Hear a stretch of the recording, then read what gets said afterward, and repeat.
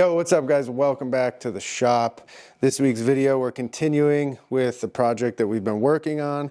This is the bar unit that's going into their living room. And there's a lot of cool details in it. So here we go.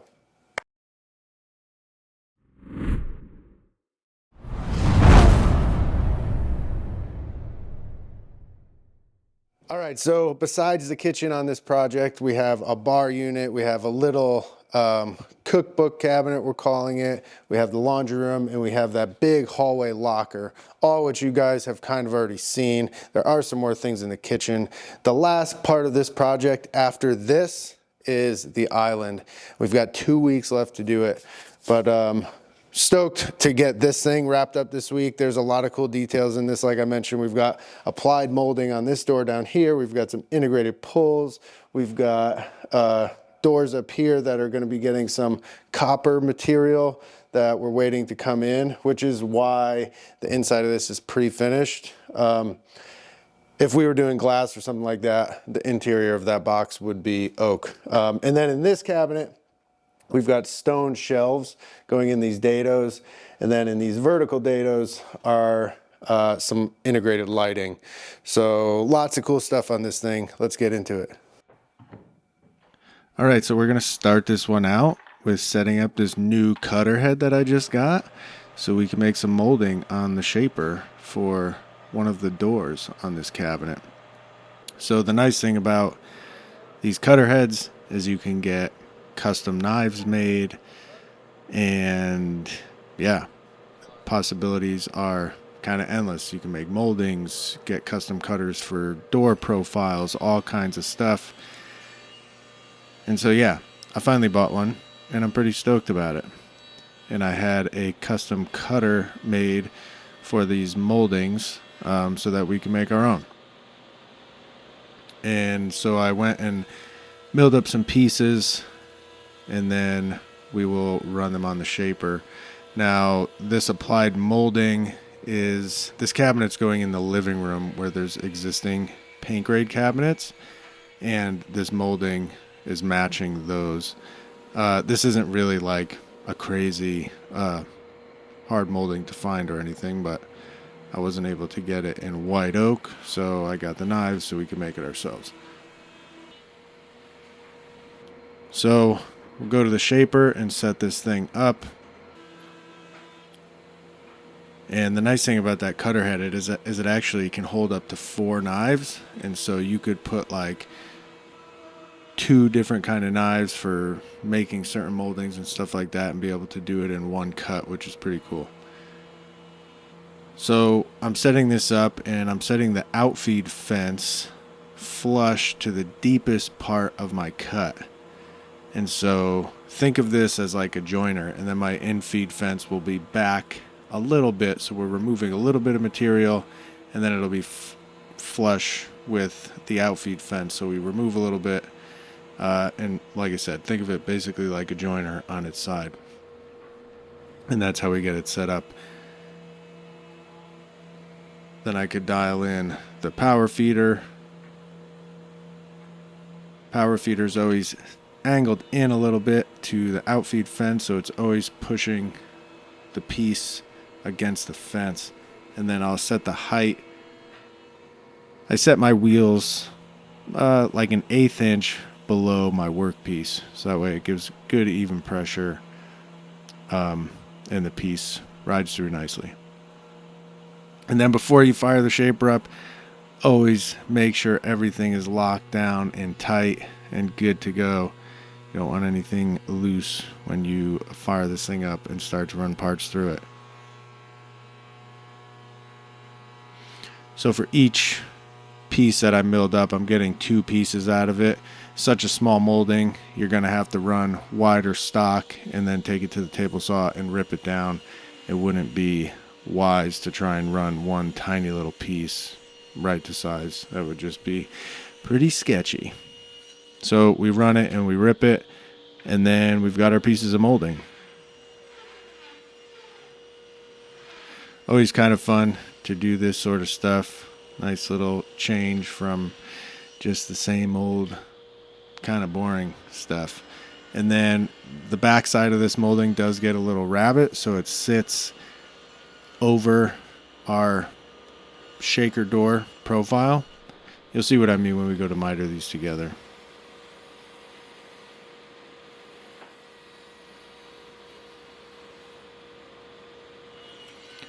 So we make our cut, remove that material from the back, and then this thing will sit perfectly on our shaker door.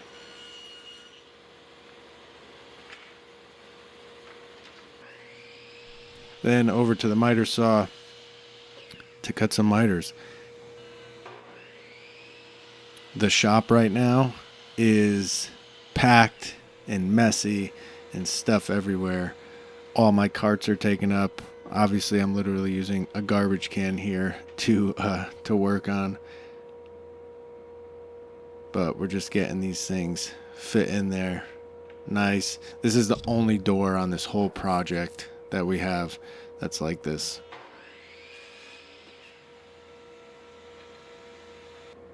And here you can see how that rabbet, how it sits, how these pieces sit on there. And this really, I mean, it just really is a cool look and makes the door look pretty awesome. All right, so now we can attach them, a little bit of glue on the panel, and then we'll lay our pieces in there. I do get some glue on the miters.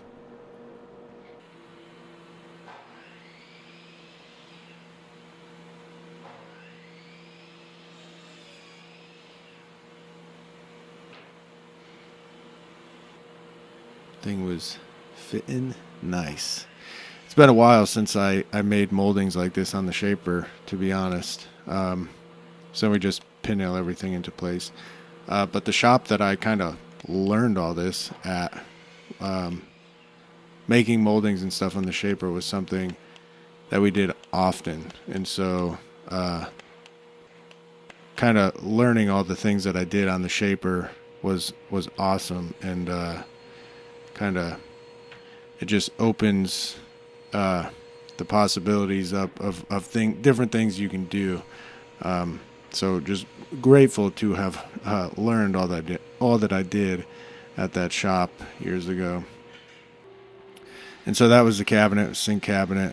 And while I was doing that, Rowdy had made a jig and was making some drawer fronts for the lower cabinets. They have that integrated scoop cut out of them.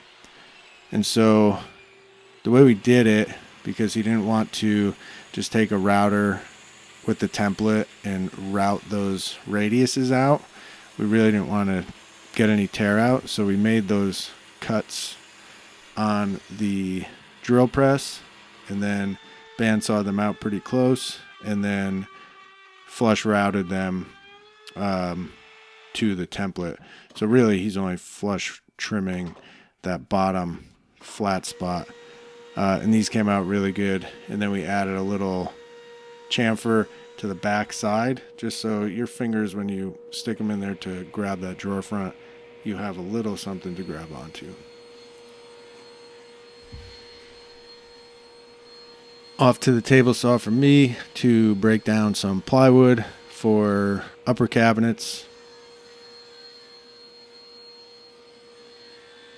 Another thing that is kind of different about this whole little built-in, the upper cabinet's inset, the bottom is Euro style. So this little cabinet has tons of different things going on with it.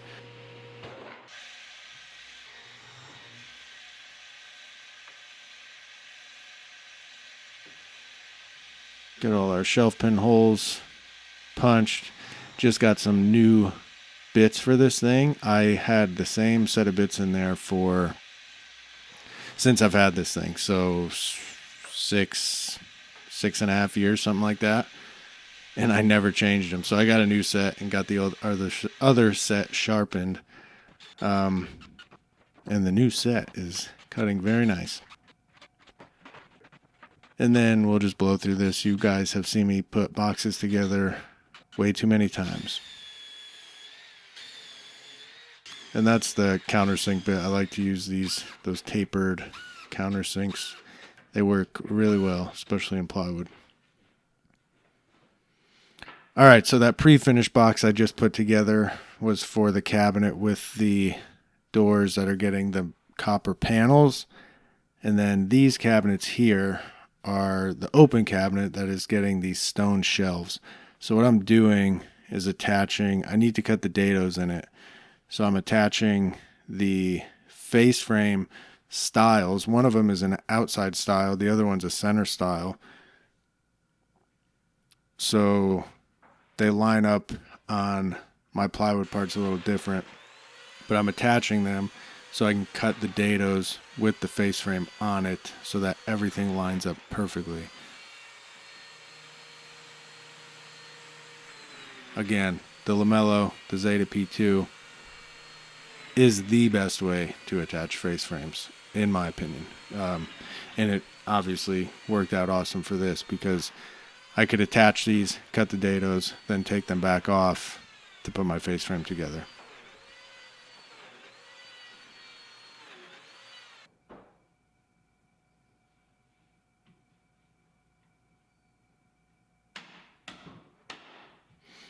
Lamello Tensos for the win. And so while I was working on all this stuff, Rowdy and Roger were spending the day organizing the shop, cleaning things up. We even loaded a bunch of cabinet boxes into the trailer that are going to be getting delivered here soon, just to free up some space. So they spent the day doing that, and it was much needed because we were all kind of going crazy just with all the stuff we have everywhere. So what I'm doing here, because like I said, one of them's a center style, the other one is an outside style, so it runs to the top edge of the face frame. I lined my fence up for the dados with my outside style, and then I could just use the bottom rail, the thickness of the bottom rail, as my spacer for my next piece, and then it would put that dado right where I wanted it to be. I know that maybe sounds a little confusing, but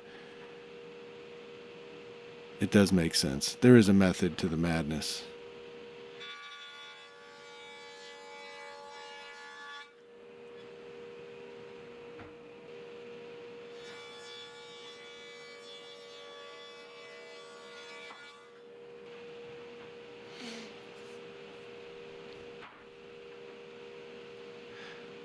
And you can see I've got that backer board screwed onto my miter gauge just to prevent blowout in the back, especially on the piece that had the face frame on the backside. So then this dado that's running vertical on these two side pieces is for the LED lighting for that aluminum C channel will sit in there. They wanted to do it in the stone, but these stone shelves are marble and they're only 2 cm. And the stone guys were like, yeah, there's no way we can't cut a groove in the shelf. It'll just break. So the designer decided to put them in the side panels. So that's what we did. So once I got those cut, remove the face frame pieces, and then I could start getting my face frame parts ready to put together.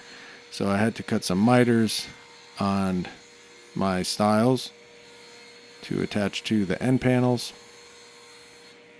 So that one was for my lower finished end, and this is for the upper finished end. You can see that's the one with the dados in it. And those Jessam hold downs, those things are amazing, especially for miters like this on your parts. It just holds the piece down nice and tight and keeps it tight against the fence, which is really nice. I wish I didn't wait forever to finally purchase those things.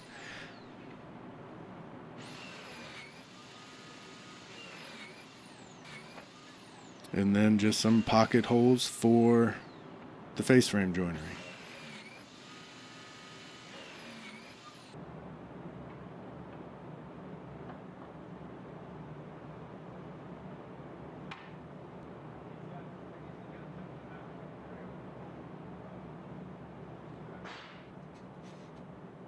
So I like to just clamp the parts down to the bench and screw them together. It works really good, and it doesn't seem to, parts don't seem to slide around. It keeps everything nice and flat and flush. I always use spacers for my openings, especially for inset cabinets. Like, my openings need to be right on.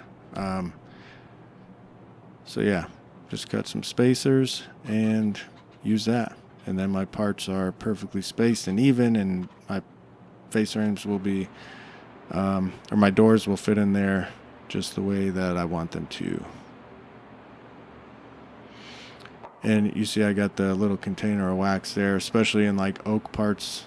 I put a little wax on the screws. I think it just helps them go in a little easier.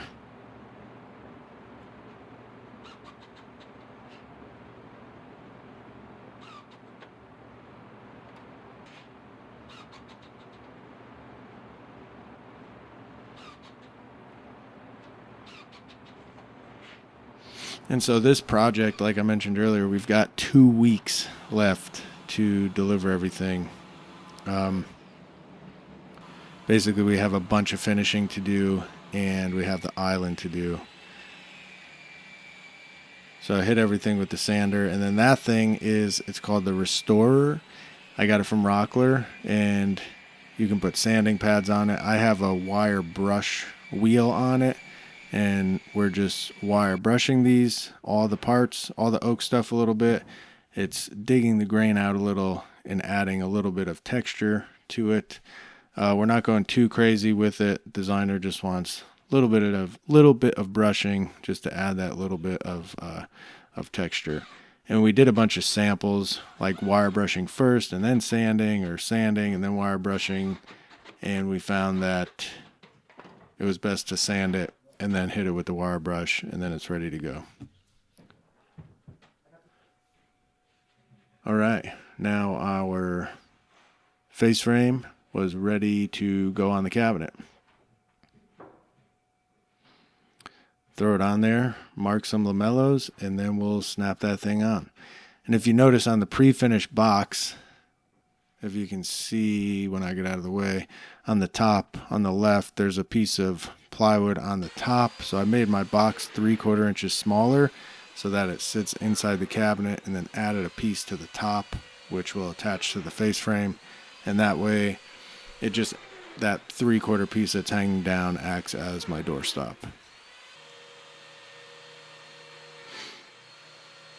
And you already know, again, lamello Zeta P2 to attach the face frame.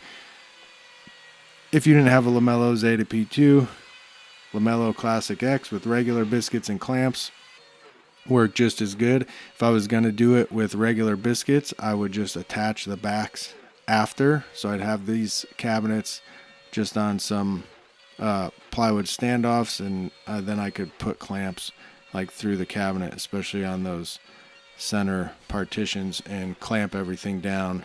But with the tensos, you can just kind of snap it on. You obviously don't need clamps. But if you guys are interested in a lamello, my email's below. Send me an email. I'll get you hooked up with a sales rep, and they will take care of you. So these things right here are the preload clips. So what these do, they make that male end, they open it up a little bit wider, especially on a face frame like this with that many tensos to line up. It can be tricky to get them all in line perfectly. So with those, it opens it up a little wider. Those little pieces stay in there. It still provides the same amount of clamping pressure. It just opens it up wider so it's easier to get them all lined up and snapped on.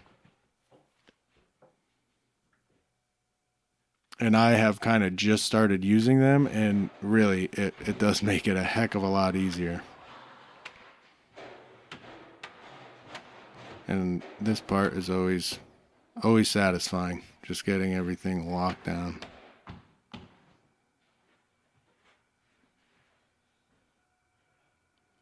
Here you can see all the joints where the frame meets the plywood box, and everything is looking really nice and flush. and ready to go. All right, so this is the lower end panel, which, like I said, the lower cabinets are Euro style. So this is just a finished end panel that will get scribed to the floor and to the wall and get screwed on in the field. Miter folding that frame piece on, and we've got some fillers. We got one in between the two cabinets, and then there's one that goes to the wall. I get a lot of questions about my tool pouch that I wear. It is a Occidental leather tool pouch. Just search it on Amazon and you'll find it. I don't have Amazon affiliate links or anything like that set up. Maybe one day I'll take the time to do that. But for those asking, yeah, Occidental leather. Search it up on Amazon. And yeah, get yourself one. That thing has been awesome. I've started wearing that, I don't know, a couple years ago now. And I love it. It's awesome.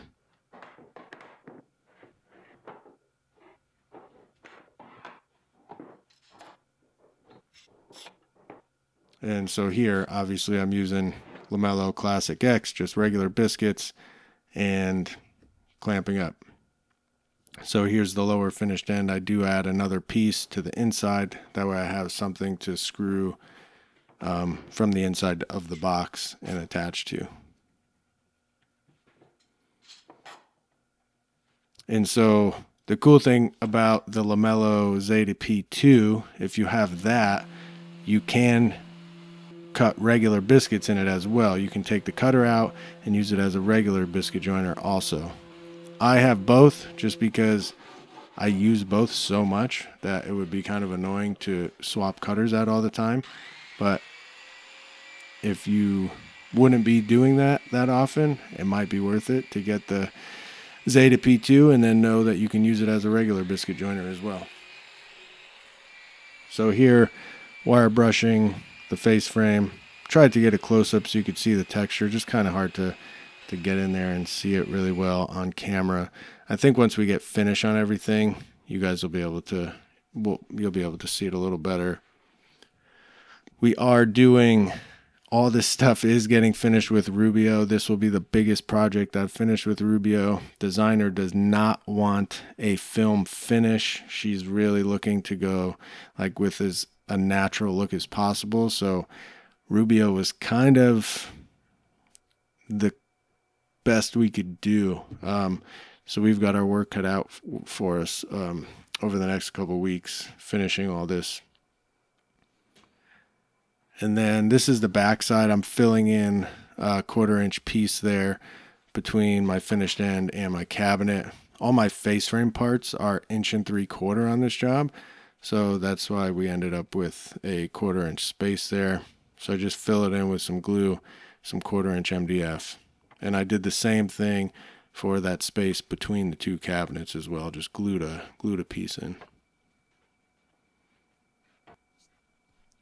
I'm gonna just level a toe kick down really quick. I made this a little taller than it needs to be so I could attach my fillers and finished end panels. This won't actually be the toe kick we use when we go to install.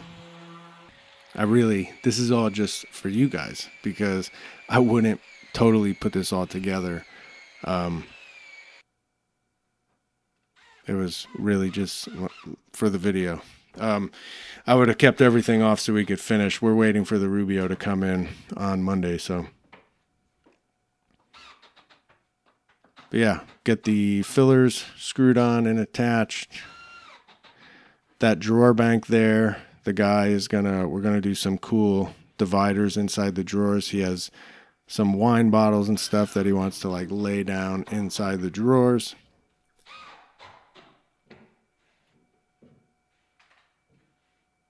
And I really love that door with the applied molding. I think it really looks pretty cool.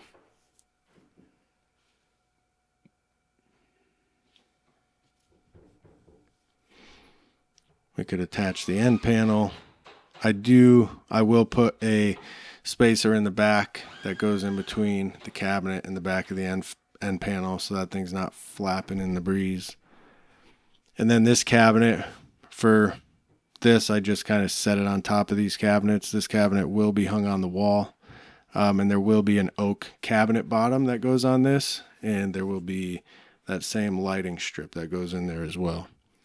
So the cabinet will get hung on the wall, and then we'll attach the cabinet bottom with, and we'll leave a space there for the lighting. Here's our upper doors. So some of this stuff was already made. Like we had the doors already made. We had the lower cabinet boxes already made. Didn't find it necessary to show you guys every little thing. You've seen us make doors a million times. These we actually made. Rowdy made those doors. Just butt joints with dominoes in them, and then rabbited out the back for the copper panels that we're getting.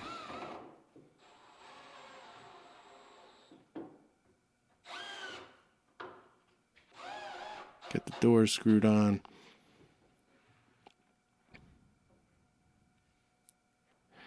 Adjust them. Our reveals are looking perfect.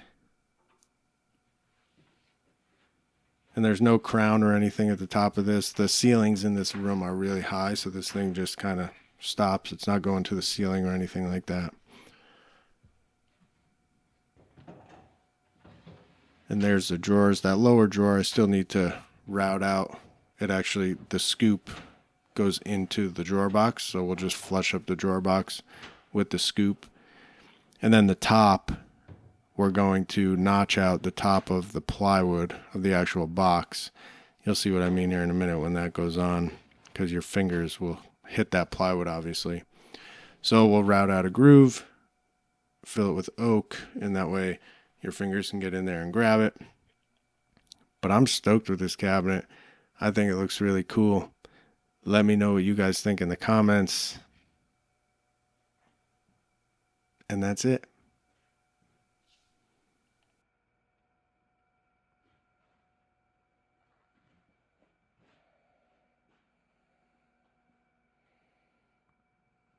All right, guys, that's it for this week's video. Thank you for watching. As always, this was, I think most of the time I say every project is pretty fun, but this one is actually really fun just because there's so many different things going on. So it's cool to mix it up.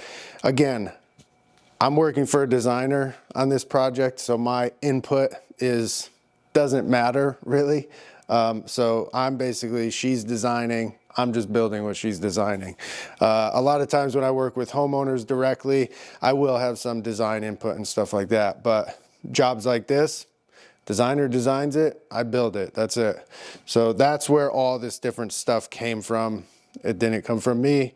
I do think it looks pretty cool, and I do think it is gonna look really cool in the house when everything is done and stone shelves are installed, lighting, the copper panels, all that stuff. We're gonna have a nice stone countertop, sink right here. It is gonna be really cool. So again, thanks for watching. I do wanna mention really quick, the Patreon page is growing. We've changed things up a little bit over there. We're just doing one tier now, so everything is kind of even across the board. We're doing a weekly Zoom call. We're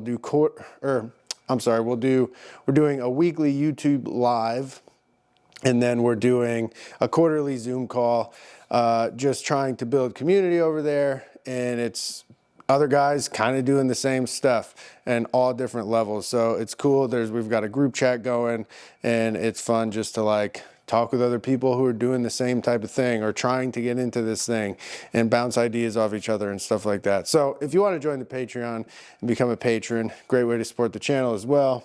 That'd be awesome. Website down below with some merch, stuff like that, if you guys want shirts or hats or anything. Other than that, that's really it. See you next week.